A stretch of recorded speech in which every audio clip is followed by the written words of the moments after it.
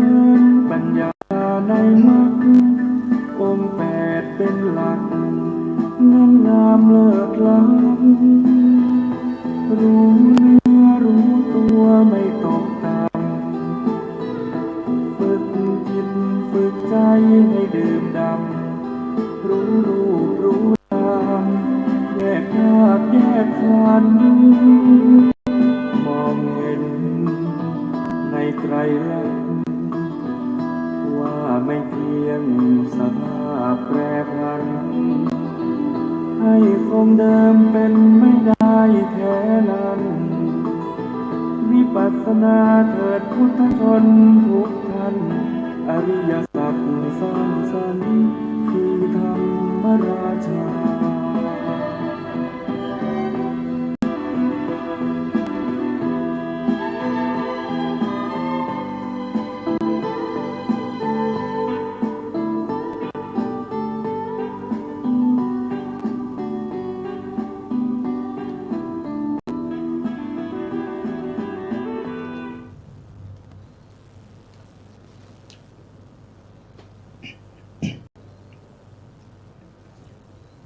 พุทธังสรณังคัจฉามิธัมมังสรณังคัจฉามิสังฆังสรณังคัจฉามิกราบนมัสการพระมหาเถระพระสังฆาธิการพระเถรานุเถระสวัสดีท่านผู้ฟังและผู้ชมทุกท่านกลับมาพบกันรายการพระไตรปิฎกลอยฟ้าประจำวันศุกร์ซึ่งเป็นตอนที่63ในเรื่องของการตรัสรู้ของพระพุทธเจ้าในเรื่องของวิถีจิตเป็นรายการที่นำเสนอพระธรรมคำสั่งสอนของพระสัมมาสัมพุทธเจ้าตามนิกายเถรวาทนะครับซึ่งมีให้ท่านผู้ฟังได้รับฟังอาทิตย์ละ2 วันนะครับก็คือวันพฤหัสกับวันศุกร์ตั้งแต่เวลา 16 นาฬิกาถึง 17 นาฬิกาเป็นประจำทุกพฤหัสแล้วก็ทุกวันศุกร์นอกจากวันที่มีการถ่ายทอดสดของทางสถานีเราก็จะงดรายการพระไตรปิฎกลอยฟ้า ถ้าปกติแล้วก็จะมีนำเสนอให้ท่านผู้ฟังได้รับฟังนะครับซึ่งการศึกษาพระธรรมคำสั่งสอนของพระเจ้านี้ก็เพื่ออะไร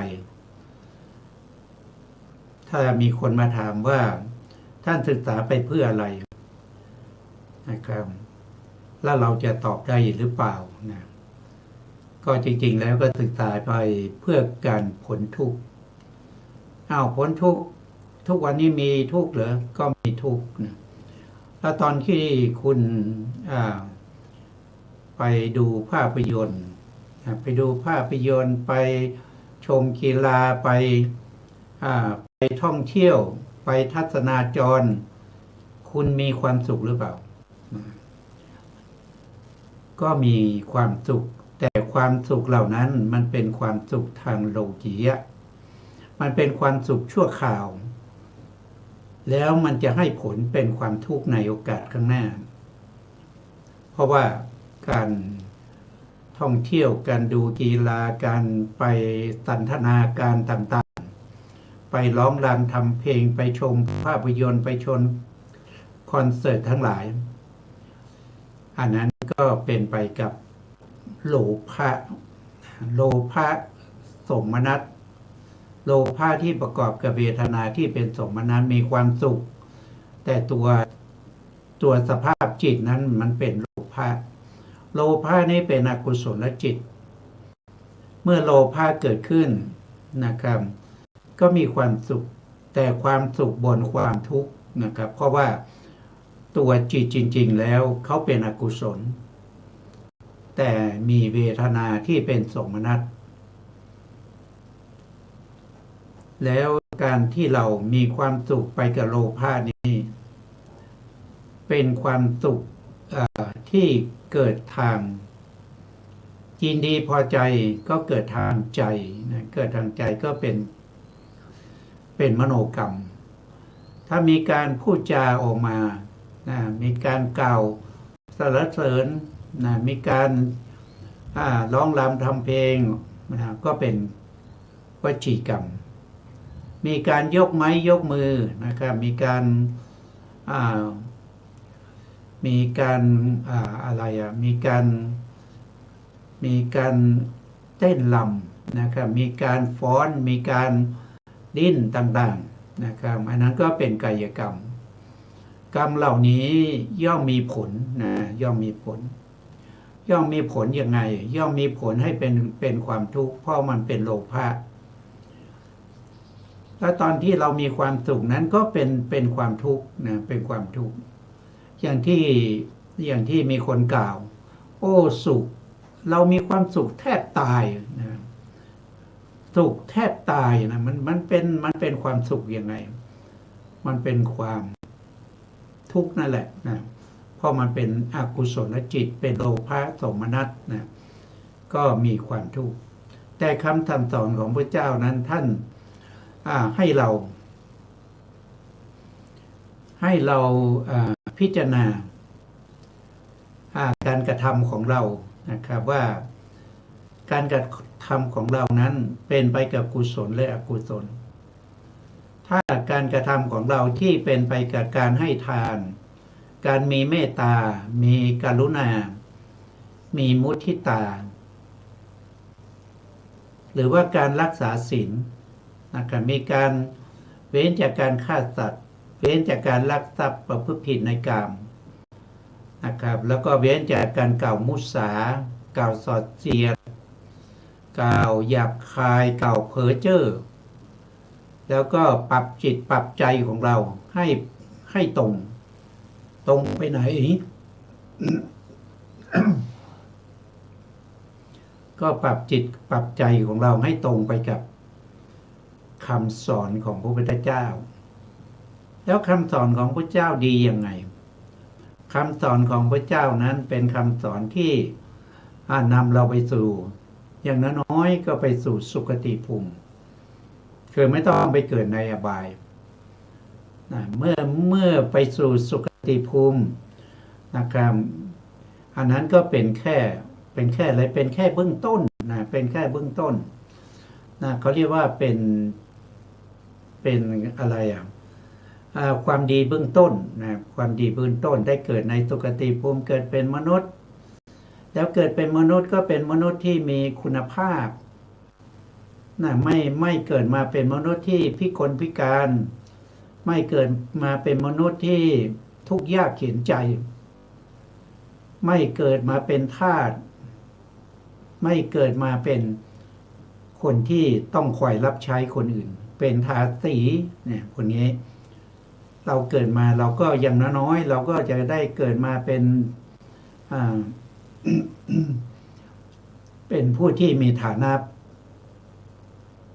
ปานกลางนะครับอย่างน้อยที่สุด อย่างน้อยที่สุดก็เป็นมีฐานะระดับกลางนะ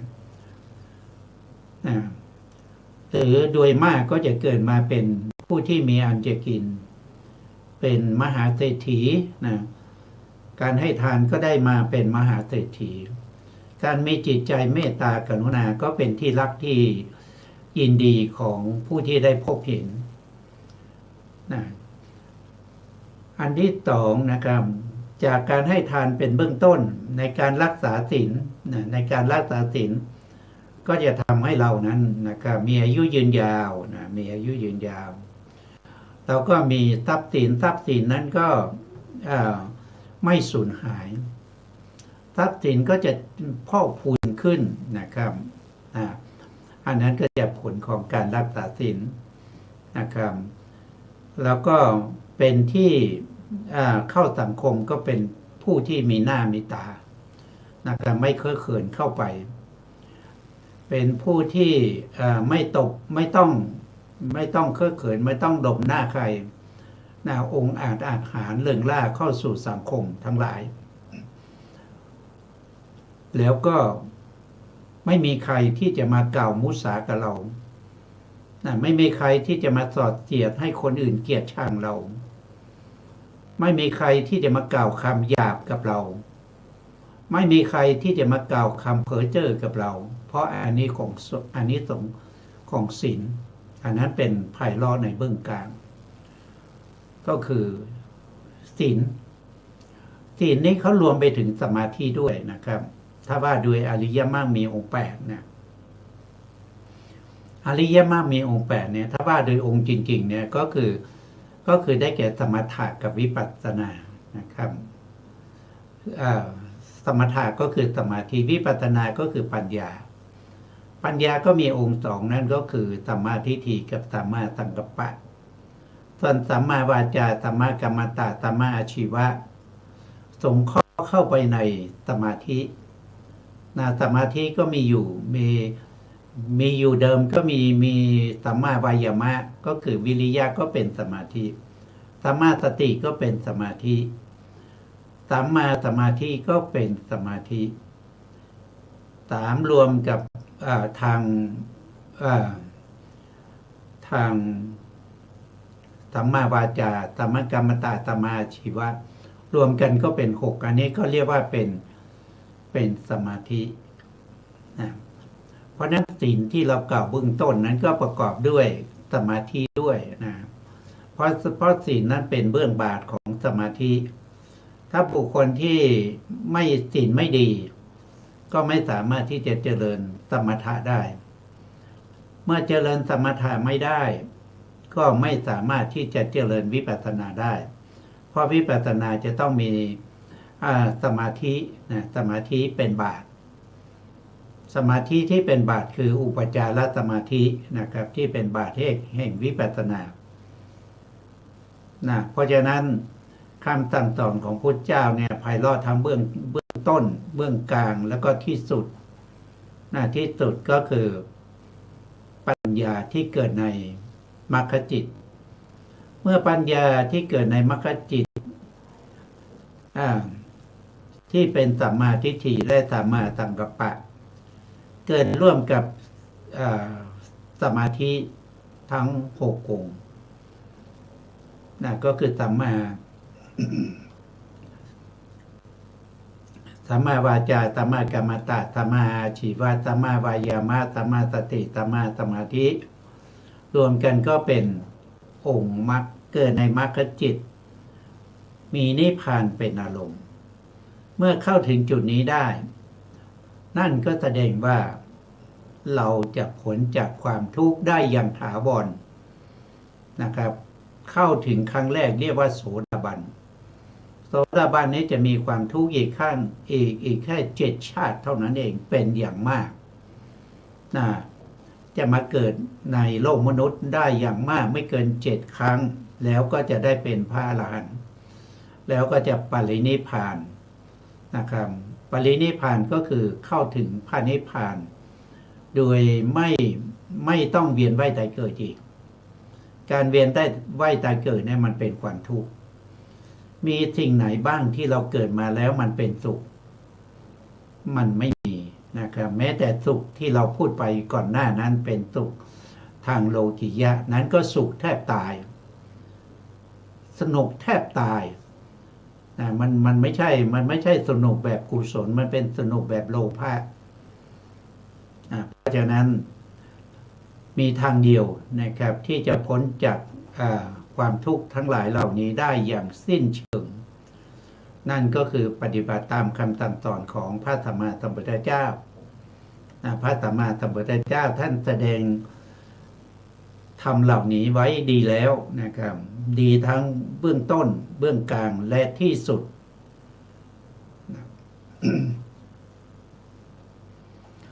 เมื่อเราปฏิบัติตามเราก็จะได้เข้าถึงพระนิพพานได้ในที่สุดนะครับนี้ก็เป็นความจริงมันเป็นอย่างนั้นนะครับถ้าใครไม่เชื่อนะครับไม่เชื่อก็ต้องมาลองดูนะครับก็ต้องมาลองดู มาลองศึกษาเล่าเรียนให้มีความรู้ความเข้าใจในพระธรรมคำตรัสสอนของพระเจ้า แล้วก็เอาไปตั้งใจในการประพฤติปฏิบัตินะความจริงแล้วถ้าเราศึกษาด้วยความศรัทธา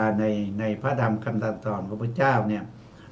เราก็จะเห็นว่าชีวิตเราก็เปลี่ยนแปลงนะครับ ชีวิตเราก็จะมีความสุขนะถึงแม้เรายังไม่ได้เป็นพาริยบุคคล เราก็เริ่มมีความสุขแล้วเมื่อเรามีจิตใจที่มีศรัทธาในพระรัตนตรัยจิตใจก็จะผ่องใสไม่ขุ่นมัวนะครับไม่เหมือนกับโลภะโทสะโมหะนะไม่เหมือนกับพวกนิวรณ์ทั้งหลายที่เป็นอกุศลนะเป็นอุทธัจจะกุกุจจะนะครับเป็นถีนามิทะนะเป็นอหิริกาโนตปะหรือว่าเป็นวิจิกิจฉาทั้งหลายเหล่านี้มันเป็นความทุกข์นะ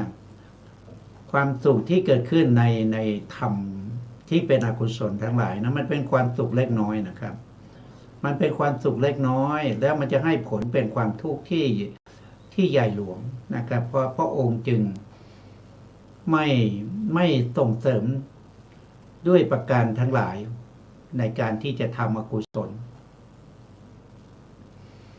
จะทำอกุศลพระองค์ก็ตรัสว่าเธอไปนอนหลับเสียดีกว่านะครับจะได้ไม่ขาดทุนถ้าเธอไปทำอกุศลและปล่อยจิตปล่อยใจให้เป็นไปกับอกุศลนั้นปล่อยจิตปล่อยใจให้เป็นไปกับบาปนั้นมันขาดทุนมันขาดทุนเพราะอะไรเพราะว่าเรามาเกิดเป็นมนุษย์เนี่ยเรามาด้วยผลของกุศลนะครับกุศลส่งผลให้เรามาเกิดเป็นมนุษย์แต่เรามาเกิดเป็นมนุษย์แล้วจิตใจของเรามีแต่อกุศลเป็นโลภะโทสะโมหะมันก็ขาดทุนนะครับมันก็ขาดทุนยังไงก็โลภะโทสะโมหะเหล่านี้ก็จะให้ผลเราไปเกิดในอบายนะครับไปเกิดเป็นเดรัจฉานบ้างเป็นเปรตเป็นอสุรกายเป็นสัตว์นรกอย่างเงี้ยมันก็ขาดทุนนะครับพระองค์จึงบอกว่าถ้าจิตใจเราจะเป็นอกุศลนั้นก็เป็นหลับเสียจึงจะดีกว่าเพราะการไปนอนหลับนั้นมันเสมอตัวนะมันเสมอตัวเขาเรียกว่าเป็นหมันนะครับเป็นหมันมันไม่ได้เป็นกุศลหรือเป็นอกุศลนะครับแล้วพระองค์ก็ยังตรัสต่อไปว่าถ้าเปรียบเทียบแล้วนะครับการที่เราไปหลับดีกว่ามันก็เป็นสิ่งที่ไม่เป็นไปตามไม่เป็นหนทางแห่งความพ้นทุกข์นะครับถ้าเราไปหลับมันก็ยังไงมันก็เขาเรียกว่าเป็นหมันนะเป็นหมันนะครับแต่ถ้าเราไม่นอนไม่หลับนะเราก็มาเจริญกุศลนะครับเจริญกุศลก็ไม่ยากนะครับไม่ยากนะครับกุศลก็มีตั้งแต่การให้ทานนะครับถ้าเราไม่มีสิ่งของที่จะให้เราก็แผ่เมตตานะครับแผ่ความปรารถนาดีต่อสัตว์ทั้งหลายไม่เห็นต้องใช้เงินใช้ทองนะครับหรือว่าเราแผ่กรุณาต่อสุขีตัสสัตว์ทั้งหลายหรือว่าเราแผ่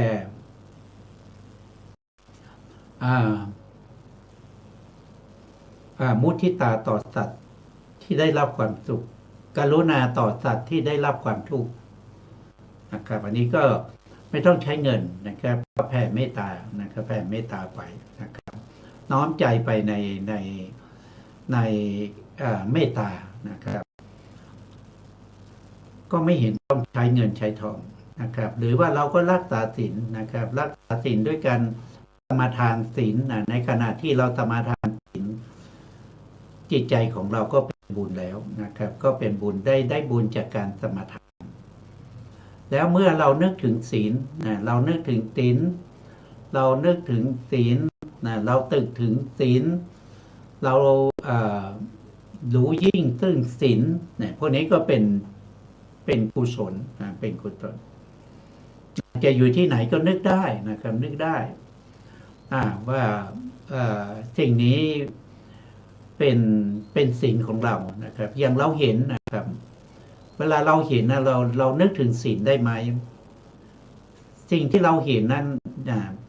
มันเป็นศีลของเราได้ไหม ถ้าเรานึกถึงศีลนะครับมันเป็นศีลของเราได้นะครับเห็นผู้หญิงนะครับ เราก็นึกถึงว่า โอ้นี่มันก็เป็นศีลของเรานะครับ เราอย่าไปเราก็รักษาศีลนะครับ ว่าเขามีเจ้าของนะครับเขามีคนรักษาอยู่นะครับ เราไม่ควรจะไปเกี่ยวข้องกับเขาอย่างนะครับอันนี้ก็เป็นศีลนะนึกถึงศีลก็ได้ศีลนะครับนะหรือว่าในขณะที่เรากำลังทานอาหาร เราก็ปัจเจกในเรื่องของอาหารนะครับ เราทานอาหารเราไม่ได้ทานเพื่อการเล่น เราไม่ได้ทานอาหารหรือกินข้าวกินน้ำนี้ ไม่ได้เพื่อความเพลิดเพลินสนุกสนาน ไม่ได้เพื่อการไปเล่นนะแต่เรากินอาหารนี้ เรากินเพื่อความเป็นไปได้ของอัตภาพนะครับ เราไม่ได้กินเพราะความเมามัน เราไม่ได้กินเพราะความที่ต้องการตกแต่งร่างกายให้เกิดความอ้วนผีหรือว่าให้หุ่นงามนะให้หุ่นรอเนี่ยให้หุ่นดีนะครับให้หุ่นดีให้ผิวพรรณผ่องใสนะเรากินอาหารเพื่อให้เป็นไปได้ของอัตภาพนะเพื่อร่างกายนี้จะตั้งอยู่ได้นะครับเพื่อดับเสียซึ่งเวทนาเก่าไม่ทำเวทนาใหม่ให้เกิดขึ้นแล้วก็เพื่ออนุเคราะห์แก่การประพฤติพรหมจรรย์นะครับถ้าเราพิจารณาอย่างนี้เราก็ได้บุญนะเราก็ได้บุญดีกว่าเรากินอาหารไปโดยปล่อยจิตปล่อยใจนะไปกับโลภะนะครับไปกับโทสะหรือไปกับโมหะนะอันนั้นก็เป็นอกุศลเป็นบาปนะเมื่อเราพิจารณาแต่ว่าบางทีเราพิจารณา